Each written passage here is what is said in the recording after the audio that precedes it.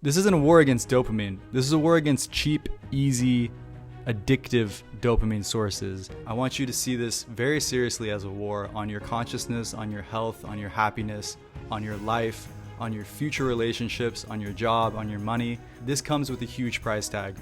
This comes with a huge price tag that most people don't realize they've paid until it's too late.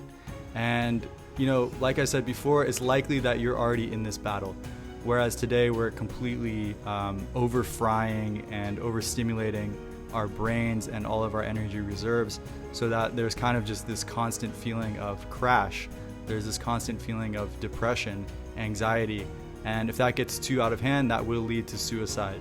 I hope you really resonated with the point that these things aren't necessary. We really don't need them.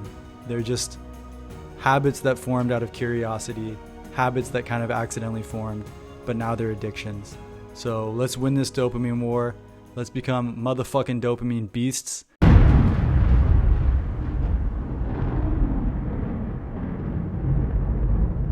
Hey, what's up guys? Welcome to Lion's Heart. And in this video, I want to speak about one of the most important topics that I think we can talk about today as humans in today's world. This is on a pretty rampant issue that is just seeming to get worse and worse. And what we're talking about today is dopamine addiction, particularly addiction to cheap, fast, and easy dopamine. And I think what's really crazy about this is that most people don't actually know that they are addicted to their sources of dopamine. And it can be kind of alarming to realize that actually you're already knee deep in an addiction. And some of the things I'm going to mention in this video might seem like small things. Some of them might seem like more large issues. But really what I want to get at is the daily dependency and consumption of these, cheap dopamine outlets and how they might be affecting your life, your happiness, zapping your joy, draining you of your life force energy, and ultimately contributing to things like anxiety, depression, and for some even suicidal ideation, and for some others even full-on suicide. And these are people that normally might be, healthy people. They would normally have good lives. And it's because we kind of get sucked into these, I would call them traps. They're really like addictive traps.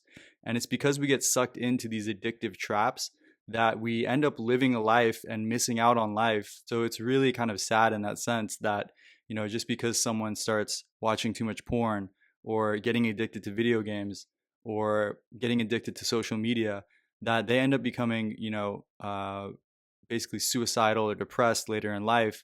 Whereas if they had never gotten into that thing, they would just have a normal, happy life. So that's what I want to dive into today. It's going to be a really thought-provoking episode.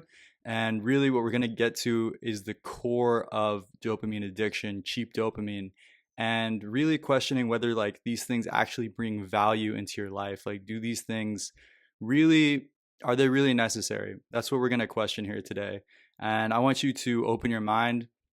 This is going to be very different from most, videos on dopamine. This is going to be more of a deep, almost like an existential questioning of these sources of dopamine, these addictive tendencies. And really at Lion's Heart, what we want to do is we want to go above and beyond. We want to excel. We want to be at an elite level of emotional mastery, mastery over our minds, mastery over our sexuality. And that's who this video is for. It's not just a quick, cute little video.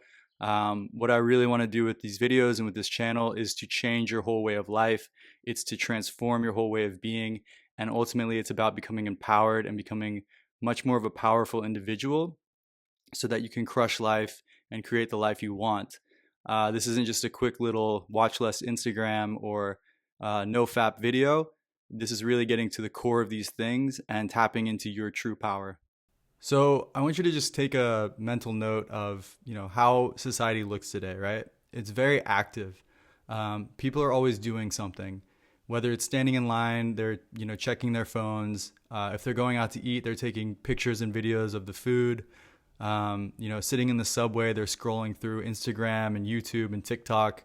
And basically, this is not how we're meant to live. We're meant to live with large moments of rest, with large moments of just sitting around and being. And because we're so addicted to these platforms, that actually is almost like hell for most people. It's almost like torture to just sit with themselves in silence and be without their Netflix, without their Instagram, without their porn, without their coffee. This is like hell.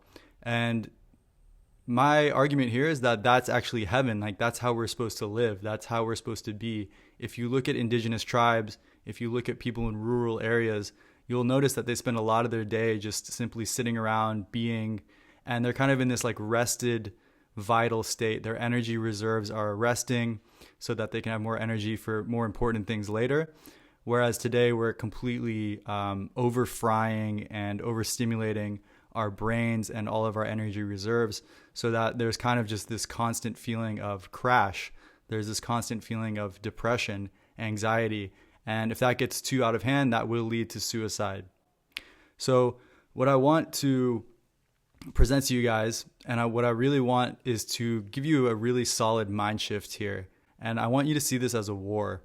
I want you to see this very seriously as a war on your consciousness, on your health, on your happiness, on your life, on your future relationships, on your job, on your money. I don't want you guys to be on your deathbeds or even 10 years from now, still addicted to this shit and feeling, depressed and like a loser and weak. I would love for you guys in 10 years or on your deathbeds to feel like you've overcome your addictions and desires. You are in control of your life. You are empowered, and you are creating the life that you want to create, and you're being who you want to be. That is really the goal of this video, and that's the level of seriousness I want to bring to this. I know it's just a YouTube video. I know most of you guys don't really know me, but what I've learned in quitting these things is that not only is this extremely challenging, but it's an extremely rewarding, and it's probably one of the most important things you can do in your life. So that's kind of like the seriousness I want to bring to this. Again, this is a war. This is a war on your consciousness. Some of the smartest minds in the world are working tirelessly around the clock to keep you addicted, to keep you on their platforms. And they're providing maybe connection with your friends, or, they're providing free images of sex. They're providing, cheap coffee, video games that you can play over and over and over, or social media, or endless content. And this comes with a huge price tag. This comes with a huge price tag that most people don't realize they've paid until it's too late. And, like I said before, it's likely that you're already in this battle. You are probably already knee deep in the shit. And what I want to do with this video is help you break free and genuinely get your power back and fight back against these forces and these platforms that are tirelessly putting in time to keep you addicted and to keep you miserable and to make money off of you. And look, none of these things are truly your fault. I do genuinely believe a lot of these things are just traps, and they catch us at young ages, and they sneak up on us, and we don't really have the awareness to understand what's happening until it's too late. Take porn, for example. You're just an 11-year-old kid. You type boobs into Google. Next thing you know, you're fully addicted to pornography, right? And that's just a natural curiosity, right? A natural curiosity about the opposite sex. Let's take sugar. You're just a young kid. Of course you want candy. Of course you love candy. You don't know the health risks and there's just a ring pop in front of you. And so you eat it. And then next thing you know, you're 35 and you're overweight and you have diabetes because you're addicted to sugar. Social media, all your friends are doing it. Everyone seems like they're having fun. So you download Instagram. Next thing you know, you're suicidal because nobody liked your post. And it goes on with all these things. Coffee. You see your parents drinking coffee. Everyone's drinking coffee. And so you just start drinking coffee. And then next thing you know, you can't function without your coffee in the day. So these things they're not really anybody's fault. It's so easy to get roped into and addicted to them. But what I want to focus on here is breaking free, right? And it's not that dopamine is a bad thing. Dopamine is actually a very beautiful thing. Dopamine is the reason that we go to work. Dopamine is the reason that we get out of bed and eat and talk to people and socialize and have relationships and have sex and all these beautiful things, create families. So this isn't a war against dopamine. This is a war against cheap, easy, addictive dopamine sources. And to become a dopamine beast, what we really want to do is we want to optimize the dopamine system that's ingrained in our natural human psyche. And what we want to do is we want to twist it so that instead of the dopamine system owning us and us being a slave to the dopamine system through chasing coffee to porn to having a beer to then watching sports. I mean, this is just, you're a slave. You're a slave in this system. I'm sorry. We want the dopamine system to work for us, to be our slave, to instead of pushing against us and making us miserable and anxious and not getting any of our goals done, we want the dopamine system behind us, pushing us forward, helping us grow, helping us crush life and conquer this war. So that's what the Dopamine Beast is about. It's about optimizing your dopamine so that things that you need to do and get you closer to your goals actually feel good. Reading, meditating, working out, working on your business, improving your relationships, improving your sexual life. All these things are going to feel rewarding and good, especially when we remove that cheap, quick, easy dopamine. And to truly break free, we need to really separate ourselves from the pack, because the sad truth is that around 95% of the world is very much addicted to these things, very much addicted to dopamine. And we cannot use that as the metric for our standards, for our success. We cannot look at society and say, okay, they're 100% addicted, so if I'm 50% addicted, then I'm doing well. No, that's like saying if I have 50% poison, then that's okay for my body and mind. We want to get down to zero because we want to focus on our day-to-day, our personal power, our emotional strength, our emotional well-being. And the sad truth really is just that most of society is miserable, addicted, depressed, anxious, and it's sad that it's that way. But we can live and focus on our individual human life and try to optimize that and make that as joyful as possible. And so what we want to do is we want to cut all this shit out. Let's not leave anything hanging. Let's not why consume a little bit of poison? Why have any poison in our system? Let's get to 0%. So that's where I want to take you guys. So as we prepare for this war, as we get on the battlefield, I want to really point out to you guys in these next few points, just some serious weak points in your army, some serious weak points in the battle with your soldier, where you really have some low-hanging fruits and where you're really getting hurt. And we're going to come with some tactics for understanding those weak points and then dropping them so that we can be much more powerful warriors. Let's dive in.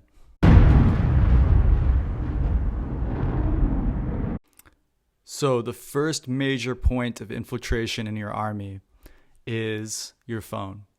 And we have to remember that the enemy that we're going against, that we're at war with, is some of the smartest minds in the world, some of the most intelligent people in the world who have dedicated their life to creating algorithms that keep, people like me and you addicted to their platforms. These are not stupid people. They're very sneaky and they're very smart. And the phone, if we're in a war, I want you to see the phone as a giant arrow stuck in your chest. And you're trying to fight this war, and you've got a giant arrow stuck in your chest. That is your phone, right? And it's not necessarily that your phone is a bad thing. I think we can integrate having a phone. We can use it for very important and beneficial things. We can, use the calculators, the notes app. We can research things that we need to find for our projects. We can connect to others. It's a very powerful tool, but it's only a very powerful tool if you own it and it doesn't own you. And it's very sneaky how the phone works because, picture what you do when you're just standing in line or you're sitting at home and you've got maybe an hour to kill, right? You're in between things and you've got an hour to kill. You're at the doctor's office. You've just got some time to chill. These are valuable moments in life that we don't really appreciate because these are moments where our nervous system gets to rest. We get to just sit there and maybe be bored or maybe just sit with our breathing or think about random things. And what's happening when we do this is we're actually resting and we're actually allowing our system to recalibrate and we're allowing our dopamine centers to, recenter and, kind of get their juice back. And basically, if we're whipping out our phone and we're stimulating our minds, it's actually worse than just being bored, because usually what we're putting in there is kind of just content to keep us, entertained, to fight off the boredom. So it's kind of just like junk. We're putting junk in our minds instead of letting our minds reset and recalibrate. And another thing is, in those moments of boredom, not only are we reestablishing our dopamine system, but a lot of the times we actually have, sometimes insights like, oh, maybe I could do this differently in my life, or, oh, that's what that person meant when they said this, or, what even deeper existential things like, what is the point of life? Like, what is God? What is reality? Just looking at, let's say you're sitting in the DMV waiting, and you're just looking at the people and you're just kind of wondering about humanity and other people's experiences. Don't overwrite these experiences. These are where greatness is born. This is where wisdom is born. And, if we just keep whipping out our phone in these times of reflection and solitude and rest, it's actually taking away from those moments. It's taking away from the rest, and it's robbing us of, life force and vitality as well. All right, the next weapon that's being used against us in our dopamine battle is pornography. And I want you to view pornography as a giant gash in your arm, like a giant sword gash in your arm. And it's bleeding, and you're losing energy, you're losing life force, you're losing blood because you have this giant gash in your arm. How well are you going to fight a battle with a giant gash in your arm? And pornography is a huge low-hanging fruit. I think it's absolutely toxic. I think it does nothing beneficial. Basically, what it is just showing the ruthlessness of the enemy here. Again, they have no limits. They don't care. They want you addicted. What they've done is they've gone against one of your most primal urges, your primal desires, which is for sex, which really, humans are designed to survive and reproduce. So when you hijack the sexual system, you hijack the sexual reward system, this is going to be extremely addictive. And people that fall for this and get roped into this are extremely vulnerable, because this is naturally something that's hardwired into us to seek novel sexual experiences, to be curious about sexuality, to get a lot of pleasure from, sexual images and videos and things like this. So what the porn industry has done is they've optimized the hell out of this. They've made everything large. They've made everything enhanced. They've done makeup. They've done angles. They've done lighting. They've done your wildest fantasies times 10, right? And they've put it all on video. They've put it all for free, and it's all online. And this is deeply zapping your life force. This is deeply zapping your sexual energy. This is zapping your vitality. And, the sad thing about this is most guys just get roped into it, and then they don't realize that they're, addicted until it's way too late, and it's extremely difficult to quit. And I would say that if you're viewing porn, you're probably addicted and you don't know it. So this is just like a hidden wound, right? It's a hidden gaping wound in our battle for freedom. And what my argument here is that it's completely unnecessary. You don't need it at all. You can completely cut it out and your life will be totally fine. There are millions, billions of people, billions of human beings who lived full, whole lives happily and well and peaceful without ever looking at porn. It's a relatively new thing. So you definitely don't need it, and you can definitely cut it out and be happy. And I want you to imagine this following scenario, that there's a guy who's a porn user, and he goes to a cafe. He just had a night of watching porn or whatever, and the next day he goes to a cafe, and there's a beautiful woman there, and he feels in his intuition there's like an attraction. He's interested in her. He maybe even feels some kind of spiritual connection there. But because he's kind of hungover from the porn, because he's depleted his sexual energy, he's depleted his testosterone, which actually helps you be more bold and take more risks in life, he decides to, just kind of ignore it and let it go. And he doesn't say anything to her, and then kind of goes on with his life. And then in another scenario, this same guy has become a dopamine beast, and he's beat his porn addiction, and he's crushing life. and he sees the same girl at a cafe, and he has those same, feelings of interest and intuition and attraction. And he actually goes out of his way to introduce himself and hits it off with her. They have a juice together, and then they kind of start dating, fall in love, and have a family, and she ends up being, the love of his life. And that's really what's at stake here. That's really what we're talking about with the Dopamine Beast. I mean, obviously not every girl you're attracted to in a cafe is going to be potentially your soulmate, but it could be that 1 out of 100. And do you want to be on top of your game? Do you want to be focused, clear, sharp, bold, taking risks? Or do you want to be scared, depleted, tired, anxious, and crashed? And this is always happening. Life is always throwing us these opportunities, and presenting us with challenges and gifts. And we need to always be on our game for life. There is really no breaks. And that's what being a dopamine beast is about. It's always being on top, always being ready, always being clear, and always being focused. So that's really what's at stake here. I'm not joking when I say that dopamine addiction can ruin your life. I've seen it ruin many people's lives, and this really is a war. So let's move on to the next point. But I really want you guys to take porn addiction seriously. It's completely zapping your life force.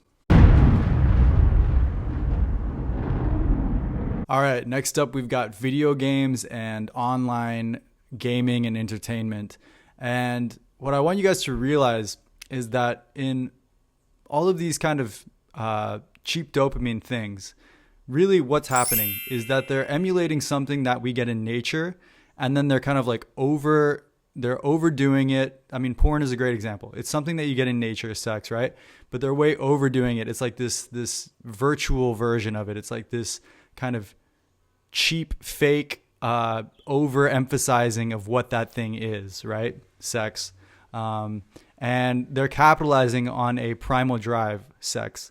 And, even the drive of, the phone, it's like sitting alone. Like what they're capitalizing on, what they're exploiting you on is your, discomfort with sitting in silence alone. So it's like, oh yeah, here's your phone, whip out your phone and get endless entertainment and, addiction and these things, and keep yourself distracted. So we move on to video games. Video games is doing this in a different way, but what it's doing is that it's exploiting your desire for purpose and a mission and challenge in life, right? But it's putting it in a very overemphasized, kind of over the top, through a screen, cheap kind of virtual way, where you're like a video game character and you're killing people and you're fighting a war and like these things. So that's what video games are. They've literally taken that human drive for purpose and challenge, and to go conquer it and to do something great and to feel that glory, and they've put it on a little screen with a little remote, right? And so it's super addicting because that's what it's emulating. That's what it's pretending to be, but it's on a much quicker version. It's a much quicker route, right? Like in GTA, you can make $1 million much easier than you can make $1 million in real life. So it's like you get that kind of that emulation of that reward for way less work and way less effort, and you don't have to leave your fucking couch. So that's what video games are doing, right? And what I want you to do is to view video games as pepper spray in your eyes on the battlefield. It's keeping you blinded. It's keeping you distracted. It's keeping you from really finding the purpose and the challenge in life. And what I want you guys to, do with the mind shift here is to see life as the video game. Like, yes, it's a little bit more boring. It's much more challenging. It's much more delayed gratification. You don't just see the fruits of what you did 10 minutes later. But that's really what the video games are emulating. So if you love video games, just switch that into life itself. Treat life as the game and try to optimize your character and hit those rewards and get those points and just beat the fuck out of life. Like, if you're a good video gamer and you can play expert and do these things, like, just take that same mindset and put it to life, because what's happening with the video games is it's cheap stimulation, it's cheap dopamine, and then it actually makes real life much less interesting, much less rewarding, much less fun. Because in your video game, you get all this reward for such a little work that when you're doing it in real life, it feels like there's like a gap there, right? It feels like there's you feel like there's a difference there. But what I'm here to say is that life is the video game, and that's much more rewarding and much more fun. And so take that same mentality and bring it into life, and you'll be on your way to becoming a dopamine beast. All right. And next up, we've got social media. And social media to me is just one of the nastiest things out there today. I think it's really kind of disgusting what it's done to people and to society in general. And I want you to view social media as quicksand, because the reason it's quicksand on the battlefield is because it's very sneaky, it's very subtle, and you don't really know that it's fucked you until you're knee deep in it. So social media is quicksand. It's very sneaky. And again, let's come back to the idea of these cheap dopamine traps emulating and, overemphasizing things that are part of our real natural life, right? So porn did it with sex. Video games does it with purpose and challenge. The phone does it for just, that natural drive of boredom, basically. They're basically exploiting boredom. What does social media do it for? Social media is doing it for our natural social drives, our natural drives to see what everybody's up to fit in, to be liked. That's the huge one. To be accepted, to be validated, to portray who we want to be, right? To display and show a display of who we think we are and how we want to be seen. So it's really genius because it's completely exploiting one of our deepest human, primal wirings, primal drives. And how this is bad for our dopamine and how this is bad for our system is it's actually a double-edged sword. I think social media might actually be one of the worst things in this list. But basically, it's a double-edged sword because on one end, you're getting, cheap, quick hits of dopamine. You're opening your phone, you're seeing, oh, this person liked this, or this person had this for lunch, or they're now dating and they're a couple. But we have to remember that it's not real life. It's a emulated, dramatized, like overstimulating, almost caricature of life. Like these people, there's so many couples that they interviewed like a divorce lawyer. And basically what he said was, I worked with this couple for 3 years and I was shocked to see their Instagram page because it was showing, them on the beach together and having fun and, all this love and like they're the perfect couple, where behind the scenes they were like ripping each other's throats out basically, and they hated each other's guts. And nobody sees that. So everybody sees the perfect vacation and the, perfect life. Whereas in reality, that's not what's happening at all. So it's a fake showing of life. It's like everybody's kind of playing this game that they're all in on of like, let's feel how we wish we were. And that's really what social media is. So anyway, back to my point. It's a double-edged sword because on the one end, what you're getting is those cheap, quick hits of dopamine where you could have been reading, you could have been just sitting in silence, you could have been going for a walk. But instead, you're stimulating your mind, you're stimulating your system by these primal desires to see what people are up to connect to others, which is fine. But, in social media, it's done in kind of a fake way. So that's one end of the sword. And then on the other end of the sword, what I would say the much more harmful end, actually, is not really even about the dopamine, but what's happening when you're viewing other people, when you're viewing their lives, when you're, because everyone does this, they're comparing it to theirs, but they're not comparing a real life to their life. They're comparing a false, narrated, curated display of what people want them to see to their real life. And so this creates feelings of not being enough, not being liked, not being good enough, being weird, being an outsider, not belonging, not fitting in, feeling like alien. And this is why we see so much suicide with young people, like middle schoolers, high schoolers, suicide, but also just like depression. I mean, I would say that, of course, suicide comes from it, but I think there's also just so much more subtle levels of depression, anxiety, lack of satisfaction with one's life, lack of gratitude. It takes away gratitude when you're constantly comparing yourself to some other person's ideal and what they want you to see. You just appreciate life less. You appreciate the good things that you do have.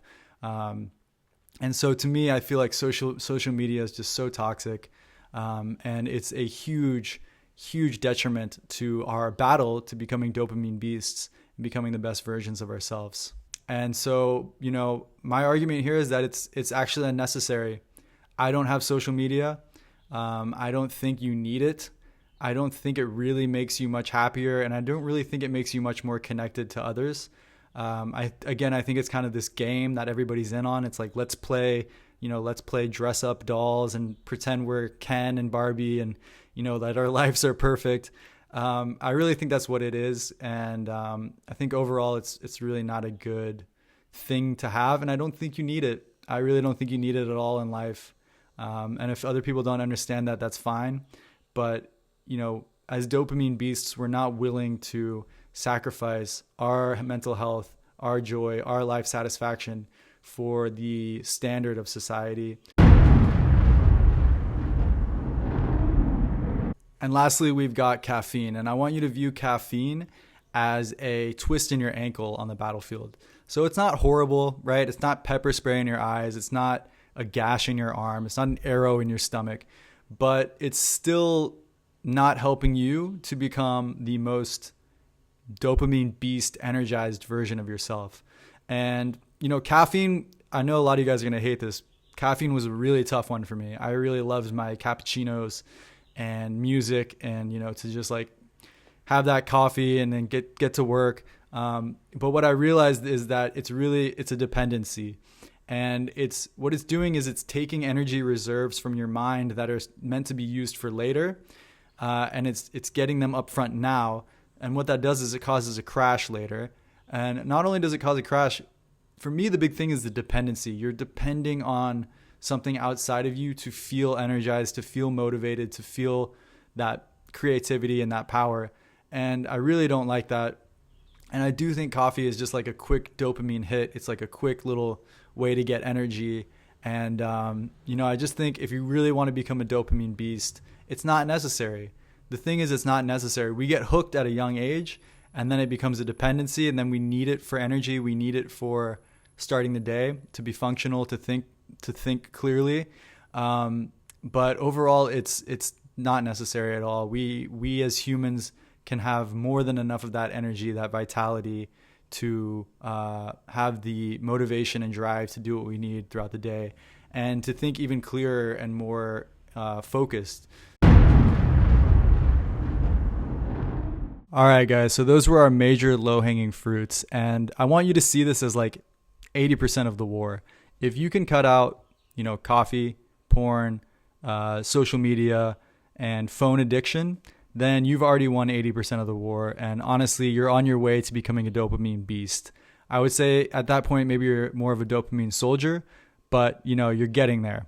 And you will already see major drastic changes in your life, in your emotional state. And, if you're able to cut these out, you will feel so much better. You'll feel so much more vital. You'll feel so much more of that clean kind of calm energy, and a lot less comparison, depression, crash, anxiety. And you'll feel more like we were meant to feel naturally as humans. And moving forward, I want to give you guys some more injuries, things that are happening on the battlefield, but they're much less serious. So I want you to view these as maybe like wounds or blockades or things that are kind of holding you back to being, 100% empowered and on top of life and fully independent of things outside of you for, validation, energy, and these things. So that's what I've got on the more subtle wounds, subtle addictions. And I'd also like to share the diminishing returns theory. So even with positive information, even with positive connections online, even with positive, if you want to say positive Instagram consumption, there's a diminishing return. Like these things become less and less valuable, and it really doesn't matter. Doesn't matter how positive or educational these things are. There's a diminishing return. They become less and less valuable as you consume more and more of it, because you're basically like overwhelming your mind with this content. So one way to counter this is something that I've come up with, is like an hour rule, where you give yourself an hour to, consume your favorite podcasts, your favorite YouTube videos, your favorite, maybe someone you're following on Instagram if you want to keep Instagram. But these kind of things, and you give yourself just an hour in the day, you literally just set a timer from 6 to 7 p.m. to do that. And that keeps you kind of at a healthy level of dopamine to where what you are consuming is educational, it is positive, because I know there is some good stuff out there. It's not like everything on the internet is bad. I mean, this is a video on the internet. So it's about really being wise about what you consume and then time limiting it as well. All right, so the war is not over. We are moving forward. And to continue this war, we need to now equip you with some powerful tools to fight the war. So what we just went over were weak points and, points in our battle where we were getting maybe attacked, maybe where we were weak or we had injuries. Now what we're going to do is give you some weaponry and tools so that you can fight your best battle. Let's begin.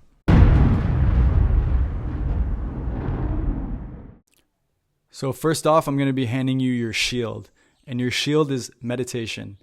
Meditation, just 30 minutes to an hour a day, is probably one of the most powerful habits you can install to replenishing, vitalizing, and enhancing your dopamine systems so that things like taking a walk or talking to a friend in person or enjoying cooking a meal are like bliss in heaven. Basically, what meditation is doing is the opposite of what porn and coffee and social media are doing. It's making life, it's like lowering your stimulation to life. It's becoming much more sensitive to life. It's becoming much more sensitive to stimulation so that normal day-to-day tasks become much more enjoyable and fun, like exercise, reading. That actually becomes more stimulating because you've lowered your system, you've relaxed your nervous system, you've calmed your mind. So meditation is one of the most kick-ass antidotes and ways to fight back in this dopamine war. And next up is your sword. Your sword is simplification. And what I mean by simplification is to cut and trim the fat from your life. Like, cut out things that you're wasting time on, things that are just kind of draining your time. And as we do the Dopamine Beast challenge, a lot of those things will drop naturally. But just be okay with having, time and blocks in your day where there's just nothing going on. For me, I like to do 2 to 3 things a day. That's usually meditation, in the morning, meditation, work on Lion's Heart, and go to the gym. And then whatever's left in the day, it's just open to flow. So whether that's reading, whether that's going to the beach, whether that's taking a walk, whether that's spending time with a lover, or going and seeing some friends, or maybe calling my mom, something like that. Just allowing the days to be less hectic, less overpacked. And what this does is it allows you to be much more present with the things that you are doing. And it feels like you're putting much more time and investment into things that truly matter. And you're much more present with those things. You're much more calm. You're not overwhelmed. You're not overstressed by life. And it's a really powerful way to keep your dopamine levels nice and juicy, nice and healthy, and not feel overstimulated, overwhelmed, and anxious. Your next tool of weaponry in the battle is your helmet. And what your helmet is going to be is consuming good content and reading good books. So I think more important than YouTube podcasts and things like that is actually reading good books, because what you get with a good book is you get 40 years of wisdom solidified and consolidated into a book, into words. And when you read a book, it might take, a couple weeks, maybe a month, maybe a couple months, but you're really absorbing that information. You're really absorbing that wisdom and understanding it. So we can't just expect ourselves to just always be sitting in silence, to always be meditating, to always be, we need some kind of intake, right? We thrive on information. We thrive on learning. And that's a beautiful thing. Let's just do it correctly, right? And really take in that information and enjoy it while you're doing it. So this is your helmet because it protects your mind. Not only are you not consuming bullshit and junk, but what you're putting in is wisdom. It's going to help you. It's valuable. And this is going to really make life much more juicy. You're going to become much more wise, and it's just going to bring a lot more satisfaction and joy into your life. And your last tool in the battle against dopamine and becoming a dopamine beast is your boots. And what your boots are the simple habit of exercise. Exercise is a great way to reset your dopamine levels. It's a great way to reset everything. It helps with your sleep cycles, testosterone. It helps with your productivity and focus. And really, just exercise is like it's like meditation in the sense that it's the perfect way to fight back against everything that's being thrown at you, right? It's like the opposite of porn. It's the opposite of coffee. It's the opposite of Instagram and content addiction and phone addiction. Exercise is going to really enhance your dopamine systems, your dopamine sensitivity. You're going to feel good. You're going to feel accomplished. It's like you're going to feel good about yourself and life, and it's really good for all the chemicals in your mind and really having a healthy brain and healthy state of being. So exercise is definitely one of the highest recommended ways to fight and win the dopamine war. Just going for that hour workout, that 2-hour workout, instead of, whipping out the phone, whipping out the laptop, just staying on top of, keeping your body and your mind healthy.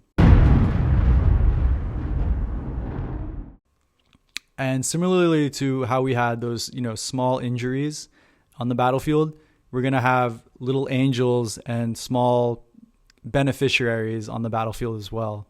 So here we've got things that, are going to help you to just become more of a dopamine beast, little habits, little tools to move more in that way rather than the opposite where the dopamine is moving against you. All right, soldiers, that's it for today. Let's get out on that battlefield and let's win this war. I want you guys to look at this as a long-term battle, right? A long-term war, I should say. And there's going to be many battles in this war. And you're going to lose many battles. And I will too. I'm in this war with you guys. We're in it together. And basically, there's going to be a lot of downfalls. There's going to be a lot of slip-ups. There is a lot coming at us. And as I mentioned earlier, the enemy is smart. The enemy is intelligent. They know how to manipulate us. They know how to manipulate our most primitive desires and our primitive wirings. So we're fighting this war. We're in it for the long haul. But I really want you guys and myself to look back in, 2 to 3 years and to be completely free of all of these things. And really, being a dopamine beast is being free of all of it. If this was like a tiered structure, a dopamine worm would be like somebody who's just completely a slave to their unconscious desires. They go from alcohol to they wake up and they watch Instagram to, checking TikTok throughout the day. Then they get home and they have sugar. They have a beer, and then they watch some porn. Like they're just a complete slave to what the system has thrown at them. And then maybe like a dopamine elf would be someone who's they're more regulate. They regulate it. They're more aware of it. They're not completely just a slave to it, but they still have TikTok. They still watch porn. They still go on Instagram, but it's more regulated, maybe. And then a dopamine soldier would be someone who's quit porn, they've stopped the Instagram, but maybe they still have a little bit of sugar, maybe they still drink some coffee, maybe they still have alcohol once in a while.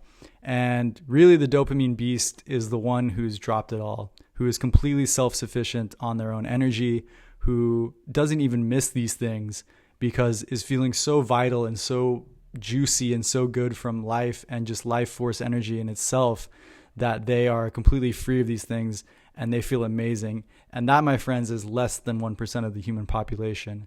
But that's the goal with Lion's Heart, and I hope that's the goal with yourself, because really we're becoming the elite. We're setting ourselves apart from the crowd, and we are not using society's standards to dictate our lives. And it's going to be tough. It's going to be scary. It's going to be difficult. There's going to be a lot of challenge. These are hardwired addictions, and they're not easy to break. There's going to be a lot of boredom, grieving, misery, but it's possible. It's more than possible. And we can live a life where we don't depend on something outside of us for energy. We don't leak our sexual energy. We don't pretend to get the kick out of purpose and challenge in life through a screen. We aren't dependent on anything but ourselves and our own drives to be empowered and create the lives that we want to live. And, I'll tell you guys, I've been doing about 8 years of consciousness work and meditation and working on these things, studying these things, habits, discipline. And I will say that this is the most important thing. This is the most important thing, is getting your habits under control, really becoming conscious about what you consume, about what goes into your body, about how you're overstimulating yourself, overstimulating your mind, these comparison games, these social games. All of this is slowly deteriorating your sense of self and your soul. And, the real juice is in life itself. The real juice is in life becoming the video game. The real juice is in conquering your own desires and creating the person you want to be and really mastering life in that way. So I leave you with that. I hope you got a lot out of this video. I hope you really resonated with the point that these things aren't necessary. We really don't need them. They're just habits that formed out of curiosity, habits that kind of accidentally formed, but now they're addictions. So let's win this dopamine war. Let's become motherfucking dopamine beasts, and I'll see you guys soon. Cheers.